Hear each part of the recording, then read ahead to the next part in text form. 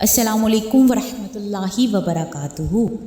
پیارے بچوں، حضرت ہود علیہ السلام کے اگلے حصے کی طرف چلتے ہیں۔ اس کے باوجود حضرت ہود علیہ السلام انہیں نیکی کی طرف بلاتے اور اپنی قوم کو بتوں کی پوجا سے روکتے رہے۔ اس کے جواب میں ان کی قوم کے سرداروں نے کہا کہ یہ عجیب بات ہے کہ ہم میں سے ایک آدمی پیغمبری کا دعویٰ کر رہا ہے۔ اگر اللہ نے پیغمبر بنانا تھا تو صرف تم ہی اس عزت کے قابل رہ گئے تھے، اور یہ کیسے ہو سکتا ہے کہ جن بتوں کو ہمارے آباء و اجداد پوجتے آئے ہیں ہم تمہارے کہنے پر ان کو پوجنا چھوڑ دیں۔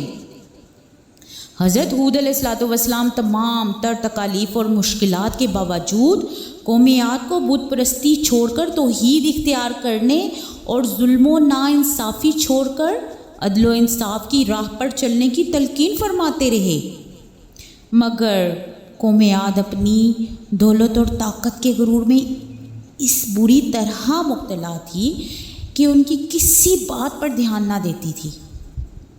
جب ان لوگوں نے حضرت ہود علیہ السلام کی کوئی بات نہ مانی اور الٹا آپ پر ظلم و ستم کی انتہا کر دی تو اللہ تعالیٰ کی طرف سے ان پر پہلا عذاب کیا آیا بچوں؟ کہ 3 سال تک بارش بند ہو گئی۔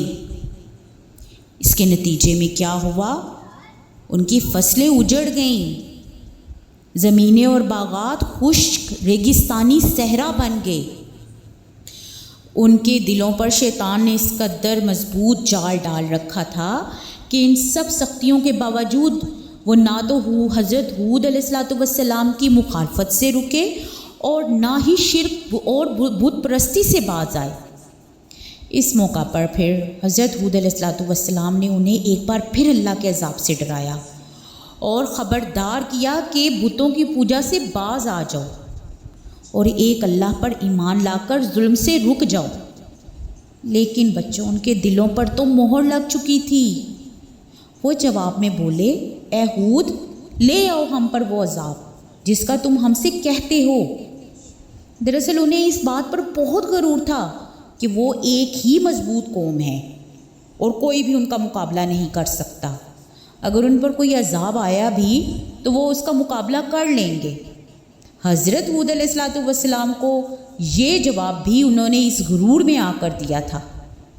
جب وہ لوگ کسی بھی طرح ایک اللہ پر ایمان نہ لائے تو اللہ تعالیٰ نے ان پر اپنا عذاب لانے کا فیصلہ کر لیا۔ اللہ تعالیٰ نے حضرت ہود علیہ السلام کو وحی کے ذریعے اس عذاب کی پیشگی اطلاع دی اور حکم فرمایا کہ اپنے اہل ایمان ساتھیوں کے ساتھ اس علاقے سے دور نکل جائیں۔ حضرت ہود علیہ السلام نے اپنے ساتھیوں کو ساتھ لیا اور وہاں سے ہجرت کر گئی۔ اب چونکہ اس بستی میں اللہ کا ایک بھی نیک انسان موجود نہیں تھا، اس لیے اس پر کھل کر عذاب آیا۔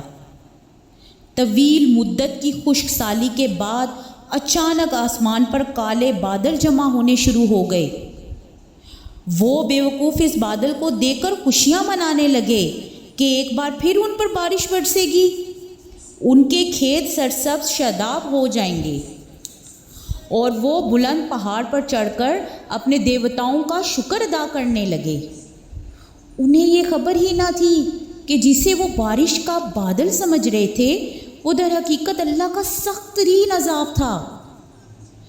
تھوڑی ہی دیر میں تیز ہوا چلنے لگی جس نے آگ کی طرح سرخ آندھی کی شکل اختیار کر لی۔ وہ ہوا اس قدر تیز اور ہولناک تھی کہ ان کے دیو قامت لوگوں کو اٹھا اٹھا کر زمین پر پٹکنے لگی۔ اس آندھی میں بجلی کی کڑک جیسی آوازیں بھی تھیں جن سے ان کے دل پھٹ رہے تھے، اور وہ ایک کر کے بدترین موت کا شکار ہوتے چلے جا رہے تھے۔ کئی دنوں تک ان پر شدید قسم کی آندھی کا عذاب مسلط ہوا جس نے ان کے رہے سہے باغات اور محلات کو تباہ کر دیا۔ تیز آندھی سے ان کے آدمی اور جانور ہوا میں اڑتے اور پھر سر کے بل آ کر گرتے تھے۔ اس طرح یہ قوم عاد پوری طرح ہلاک کر دی گئی۔ قرآن کریم میں ارشاد مبارک ہے کہ ہم نے جھٹلانے والوں کی نسل ختم کر دی۔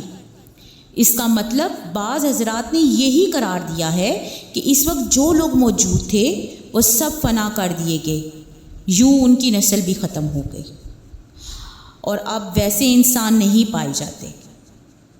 اب سنو اللہ تعالیٰ نے اپنے نیک بندوں کو کس طرح اس طوفان سے محفوظ رکھا۔ حضرت ہود علیہ السلام کی بات نہ ماننے اور کفر اور شرک میں مبتلا رہنے پر جب ان کی قوم پر عذاب آیا تو حضرت ہود علیہ السلام اور ان کے ساتھیوں نے پہاڑوں کے درمیان میں واقع ایک مقام پر پناہ لے لی۔ یہ عجیب بات تھی کہ اس طوفانی ہوا سے بڑے بڑے محلات تو مٹی کا ڈھیر ہو رہے تھے، مگر اس مقام پر ہوا نہایت آرام سے اور نرم ہو کر داخل ہوتی تھی۔ حضرت ہود علیہ السلام کے سب دوست عین آندھی کے وقت بھی اسی جگہ محفوظ بیٹھے رہے اور ان کو کسی قسم کی تکلیف نہیں ہوئی۔ حضرت ہود علیہ السلام اور ان کے ساتھی قوم کے ہلاک ہو جانے کے بعد مکہ معظمہ منتقل ہو گئے اور پھر آپ نے یہیں وفات پائی۔ پیارے بچوں، آپ نے دیکھا کہ اللہ تعالیٰ نے قوم عاد کو شرک کرنے پر کس قدر ہولناک عذاب میں مبتلا کیا۔ اللہ تعالیٰ کو شرک کسی بھی قیمت پر قبول نہیں۔ اللہ تعالیٰ ہمیں شرک سے محفوظ رکھے، آمین یا رب العالمین۔